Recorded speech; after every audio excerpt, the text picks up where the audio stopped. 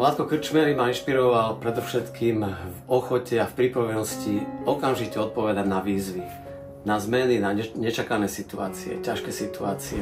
Profesor Krčmery ma inšpiroval k tomu, aby som sa pozeral na svet očami chudobných. Nikdy neprišiel s prázdnymi rukami. Na nášho milého pána profesora si spomíname každý deň s rešpektom a s láskou. Ja som mala s ním najradšej neformálne strávený čas pri koštovkách vína, tie debaty a všetky tie jeho polovymyslené príbehy. Že dokázal sa rozdať pre tých chudobných, hoci čo dostal, či to posunul ďalej. Mňa fascinovalo to, že dokázal nás objaviť obrovský potenciál a skryté dary a talenty, o ktorých sme ani netušili, že v nás sú.